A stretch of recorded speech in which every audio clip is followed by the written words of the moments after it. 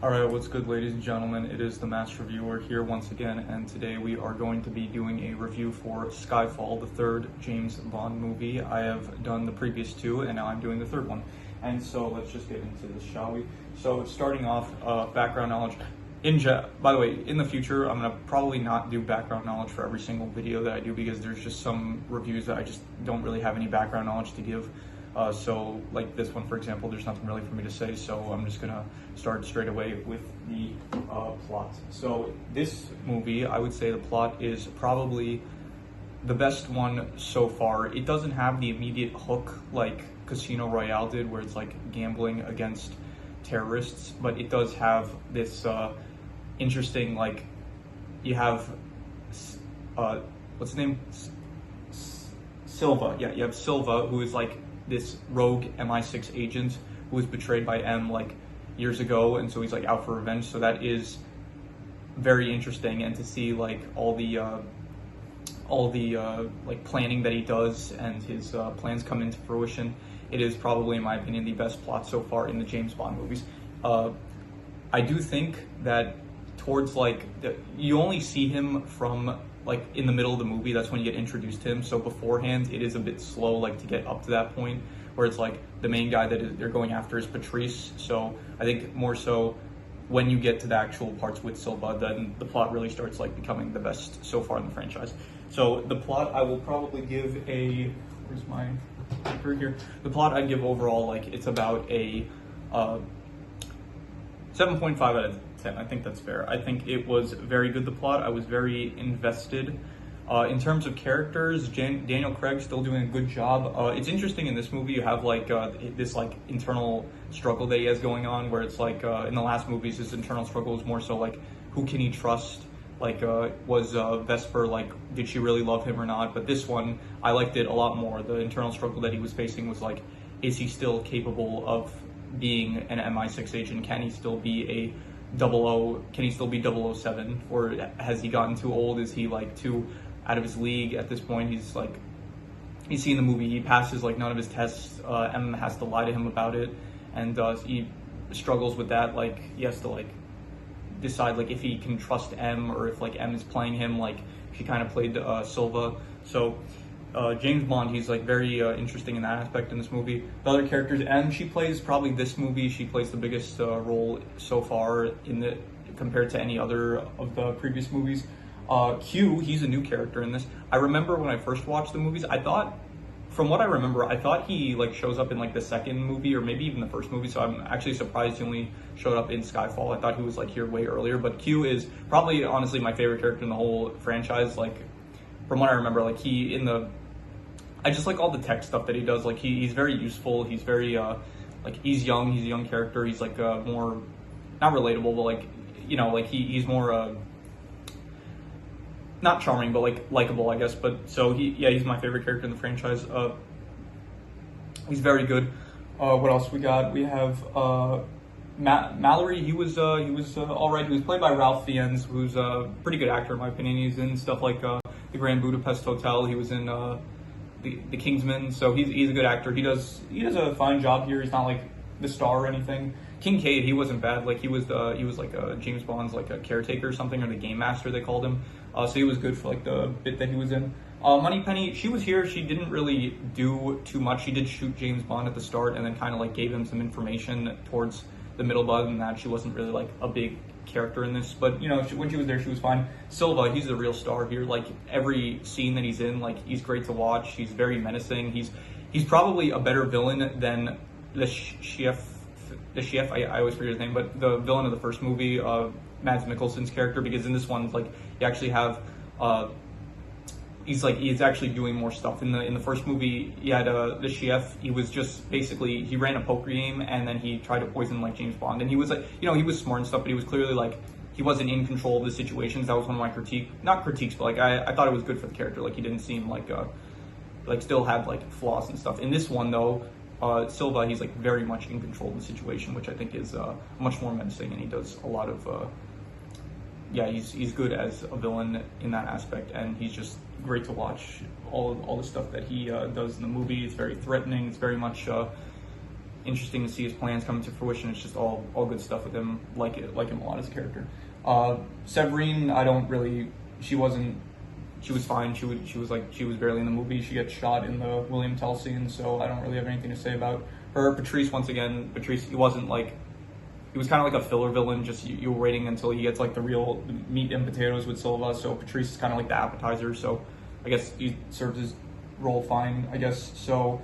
Overall characters, I would say they're pretty good. Almost all of them. Like everyone pretty much does a good job, and overall, like there isn't really anyone that's bad, I'd say. In terms of the settings, probably the island was probably my favorite setting. I like the area that Silva like was introduced in. That was like a cool area. It was like all abandoned and stuff, and he was using it for like his lair and stuff. Other than that, like you see London, it's fine. Nothing too special really, but it all like serves the purpose well enough. And Skyfall, that was another. Can't forget to talk about that. Skyfall, the main like final set piece. It works. I think it's a bit too dark in the end, so like you don't really see enough of like it's kind of very bleak towards the end, which I guess it suits like the narrative of like the entire movie. It also has this theme about like it's all about like is the present versus the past. Like is stuff better like in the old-fashioned ways and stuff. So it's like in the whole movie, there's a lot of like technology and stuff, and then to defeat the technology that Silva has on his side, they have to like go to an abandoned old orphanage where there's like no technology and stuff. So, but because of that, it is like much bleaker and stuff. The setting is cool, I guess. It's like they do like a Home Alone style, like Home Alone style like traps and stuff for Silva and his men. So, as a setting, it's fine. Like, still, I like the island better. The island was like probably the coolest setting in the whole thing. So overall, I would say the settings are good. Like nothing great though. In terms of the action, I would have to say, I'd probably give the action, like, I'd say it's pretty basic. It's like not anything, like with the rest of the franchise, like it's the basic action you get. It's like above average, I'd say. There's nothing like very unique about it or special. So just, yeah, 6 out of 10. In terms of spy stuff, this one probably has like the most in terms of like they even talk about in the movie, like they do reference like espionage and stuff, and like there is a debate on like do you still need like spy networks and stuff in the current like landscape of the world. So in terms of the spy stuff, it was actually pretty good, I would say. So I will give it a 7 out of 10 in terms of spy stuff. Mystery, the mystery was, again, this is a rewatch, so like I knew what the ending of the mystery was going to be like. I knew like all about Silva and stuff. What I will say that the mystery was probably it was fine. It was like it was good. I'll say it was good. 6.5. Like you do, like I'm sure if you didn't know about it. From what I remember from the first time, I don't really remember much of how I thought about the mystery, but I do remember that like it was cool to see the like when M's computer gets hacked, like you see like the I'm pretty sure it's like teasing for the next movie with Spectre and stuff, but you do see like the skull symbols and stuff. So that aspect is good, I'd say. Once you like, I guess part of the mystery is also like figuring out what Silva's plan is and stuff. So it's good. I'd say it's good. Thriller and suspense, I would give it a probably like a 7 out of 10. It's pretty good. Like there were moments where on the island when they're playing William Tell with what's her name, Severine, when Silva's like testing James's like marksmanship. So he's like shoot the whiskey bottle, or not the bottle, but shoot the whiskey shot off of Severine's head, and that's like suspenseful and stuff. You do got more moments like that, like with the train and stuff, and when James, when James is going after Silva, like there are good moments of suspense where it's like you want to see what happens next and stuff. In terms of the worst part of the movie, I would say the worst part is just the build-up, like the build-up to get to Silva. You only see him like halfway in the movie, and you kind of like hope to see him, like he is like one of the best parts about the movie. So like because you have to wait so long to get there, like the whole Shanghai scene, when he's in Shanghai, I thought the elevator was like a great scene and stuff, like where he's like hanging off of the elevator, James. But then after he defeats like Patrice, like everything after there in Shanghai, it just felt like kind of like stalling until you get to the islands, and I would say like that area is kind of like the worst part of the movie in my opinion, because you're just like waiting for the good stuff to get back into the good stuff. But even then, it was like, I would say it's like not good or bad, the worst part, so I'd give it like a 5 out of 10. The best part, I would say, is probably Silva. Like, he is probably the best part in my opinion of the movie. Like, he is just great. He's the actor that plays him, what's his name, Javier Bardem. He played also Anton Sugar in No Country for Old Men. He played what else? He played that one. He played the captain in like the Pirates of the Caribbean, Dead Man Tells No Tales. He played that guy. So he's a good actor.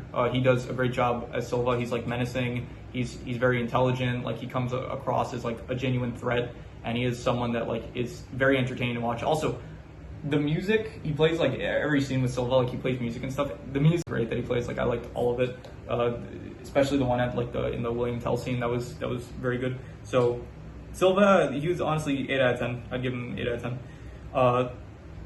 So in total, I know I keep forgetting to do this, but I did remember this time to make it easier for myself by writing down beforehand how many categories there are, which will make the addition much faster. So in total, it comes out to 68.5, and then divide that by 9. It comes out to about a 7 out of 10. I would give it higher. I would say this movie is probably I'd give it a 7.5, 7.5, maybe an 8 out of 10, about a 7.5 to an 8 out of 10 I would give it. I think it is very good, if not great. Like, this is probably, I don't know if it's better than Casino Royale. Casino Royale, it does still have the poker scene, which is probably, like, the poker stuff from Casino Royale is still probably, like, my favorite stuff in the entire franchise. But this is still a very good addition. It's better than Quantum of Solace, definitely. And it's just, overall, I liked it. Any extra notes I have? I am noticing a pattern with these movies where it's like at the start, you start off with a chase scene, which, yeah, and then it goes into like the title card intro. So that's another thing. The title card intro for this one, I'm not a big Adele fan, but the intro, the Skyfall like music, it was very good. Very props. Also, the visuals and the intro in general, they're always like really good for these movies. So intro was great. Also, I really like the movie names that they come up with. Like, this is like the only franchise, like every franchise, when you hear the movie title, like, you know what movie it is that you're going into. It's like, I don't know, for the Jason Bourne movies, it's like, they're called like the Bourne Supremacy, the Bourne Ultimatum and stuff. Like, you know it's a Jason Bourne movie. For John Wick, it's like John Wick 1, John Wick Parabellum, something like that. Even like Star Wars, it's like The Force Awakens, The Last Jedi. It's like, you know what kind of movie you're going to. I love how with these movies, it's like, the titles, they're so like ambiguous that you just like, this could be just the name of any movie, like Casino Royale, Quantum of Solace, Skyfall, Spectre. I guess No Time to Die. It kind of sounds like a James Bond sounding movie, but like all the other ones, like the names of these movies, they're great. I love them. Anything else? The William Tell scene, I think I spoke about it. Very good. Liked it a lot. That was one of the best in the entire movie. The cinematography also, like, this movie had some really good shots, especially like towards the end in the third act with like the Skyfall like burning down, and then you get this shot of like Silva, he's like walking towards the house with which Emma's in, and then you just like see him walking at night with like the house burning down in the background. It's like probably the best shot if not the best shot in the whole franchise so far. What else? The interrogation scene with Silva and James Bond. A lot of gay tension there. Great stuff. Love to see it. So yeah, in terms of a review, that is pretty much all there is to it. And so yeah, final score 7.5 to an 8 out of 10. It's between very good and great. So with that said, yeah, leave your recommendations in the comments below if you have any. If you have any movie, anime, or show recommendations, then leave it below. I'll maybe check it out. And with that said, let's leave it at that.